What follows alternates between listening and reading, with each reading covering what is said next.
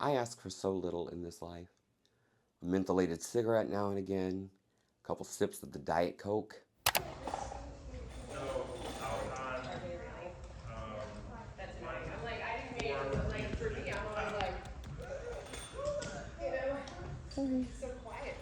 Look at this. Look at all these stones that are missing. What do you do? Are you selling these? You selling these? I'm not even doing anything. I've barely been moving the show. It's not the craftsmanship.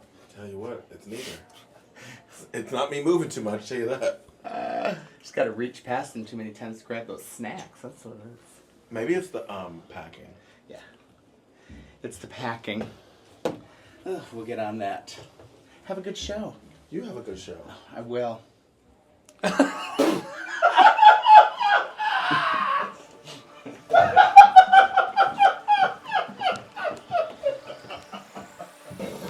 Our VIP experience. For this, we're going to be using your cell phones for the photos. So when you get to the front of the line, just make sure you have your camera apps up and ready. If you have a bag or anything that you want us to hang on to, so it's not the photo. Maddie is kind of the jack of all trades of this tour. She's our AEG rep, but we call her Emma Stone because she looks and she sounds and acts like Emma Stone. And at first I was a little like weirded out about it. Now I take it as a compliment. The day I meet Emma Stone, I'm going to walk up to her and be like, oh my God, how many people tell you that you look exactly like me? It's all about making sure that the venue is prepared. Because the venue is almost like a blank canvas, and it's not until we tell them what kind of lighting we have or what kind of gear we're bringing in, set pieces, special effects, that sort of stuff. How do we plug in the bus? Do you have showers? Do you have towels? How do we get our hospitality rider? Do we have somebody running for us for the day? So it's always like it's like a problem-solving moment each day. And when everything works out together, it's really special. My favorite part of any gig is the meet and greet because my fans in particular, I feel, are more like family. Like I get very invested in my fans and their lives. Yeah. And I remember everything about them. I will tell you, I have never, ever met an entertainer that can remember names, dates. One bingo, somebody came and said, I did a show, or you did a show, and you called me up on stage to sing a song, and you said, yeah. I said, yes, Evan, it was your 16th birthday. You were getting ready to get your driver's license, and we had you do a number for tips to help you get the money to go and get it. And Evan was like, oh, yeah, that was like 5 years ago. Yeah, I remember that stuff because I love it. I love being like having a special moment in people's lives. Oh, you've had a special moment in my life. My favorite lighting moment in the show is the final moment in Act 1. They finish one way or another. There's the tableau where all four of them pose. The front light snaps out and they're just backlit in this pink-purple combination, and then we go to blackout into intermission, and it's just absolutely epic. And yeah. What are you doing right now? I'm trying to color match and location match. So I would grab the colors that I want on the stage, look like the colors we expect them to look like, because every venue has different lights. Even if they have the same lights, they have them in different settings. So I have to go through and be like, all right, well, this is what I think blue should look like, and then say, that's the blue look. There's that, of course. Your total's gonna be up at the top of the iPad, and then you can tap enter right here whenever you're ready. There's also some candy right here if you want some. Yeah, it's pretty straightforward. I come in here every day. I set it up. Haley is, I don't know, Haley's kind of become like my go-to gal on this tour. I love Haley because she is just as obsessed with Wicked as I am. So on the brief moments where we do have time off, we become shopping buddies, and then she and I will drag Gidget along with us to go to every Marshall's, TJ Maxx, Five Below, everywhere to look for all of the Wicked merchandise.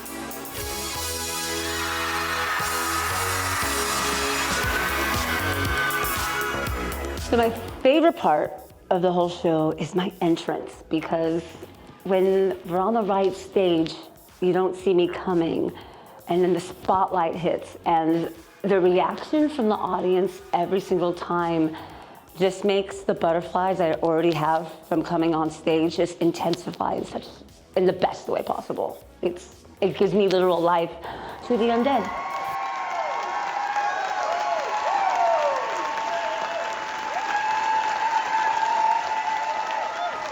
I mean, it means a lot that people are supporting us because the economy is pretty shitty right now, particularly when it comes to drag shows and tours and all of that. And we were warned about that when we announced that, hey, things aren't selling really well right now, but we've been, knock on wood, very, very blessed. I think it's because people just want to have fun right now. People just want to forget all the bullshit in the world for a couple hours, and that's what we're doing. Bus broke down at 6 a.m. and then I ran to the hotel that was in the parking lot, got everyone rooms, and then our amazing AEG rep, Maddie, there she is eating a salad. Me and her worked our ass off to figure out a solution. The solution was get to Kansas City, switch our bus, and we got a new bus. All right, so what is happening right now is we're going from this bus to that bus. You could be complaining about the documentary and then asking to be part of the documentary. A really good fried chicken place that had chicken and... Oh, you're talking about where I got the inside livers. the loves. It was Chester's? It's not Chester's. I got chicken. It was Chester's. Oh, Chester's, yeah. Juju wasn't Chester's. Okay, I'm really, really proud of us. We're moving from one bus to the next. There is less space under the bus. So our team is figuring out everything. We are doing a great job. Jujubee is actually the reason I was ever on Drag Race in the first place. I've spoken about it before, I wrote about it in my book, but still a lot of people don't realize that we can kind of complete each other's thoughts before they happen. And it's very nice to be on stage with somebody who you have that kind of relationship with, because you always feel so comfortable. You know that no matter what happens, if anything goes wrong, you're gonna be there to pick it up for each other. And I feel that way about Sapphira and Landon as well. But Juju, I mean, I've known her for so long now, and we've had like great moments together. It's so hard being a star, you know? And like, I wonder what it's like for the other queens in the show to be on stage with me. I'm going to show you two stars from the show that you have not seen yet. These are made by a local artist in Orlando, Florida, named Kelly Stewart. And we've used these books many, many times, did all the tea downing on the paper, and waxed all of the sheets so they feel old. It blinks. See, it blinks. Isn't that neat?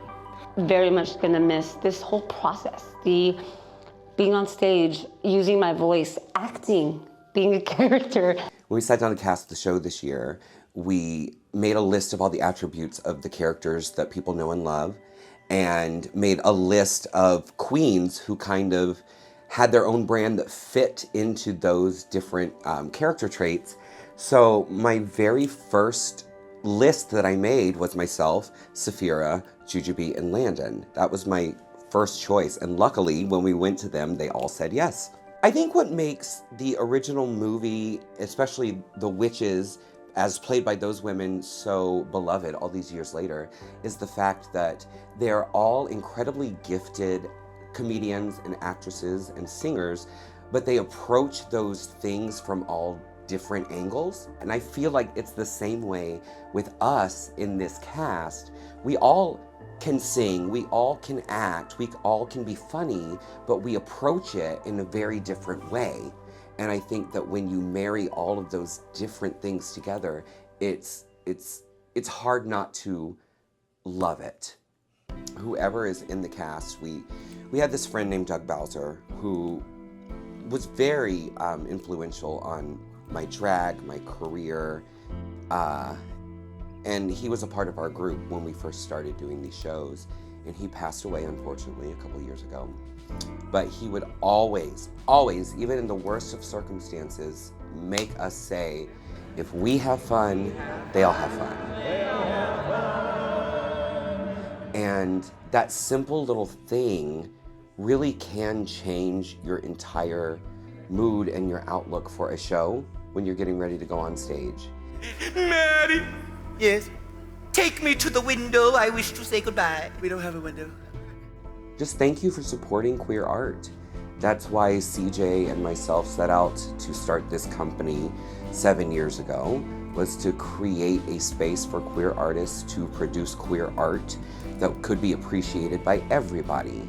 And to see it grow to this scale and be supported on this level is not something that I think we would ever take for granted, and something that I will remember and cherish for my entire career. So thank you.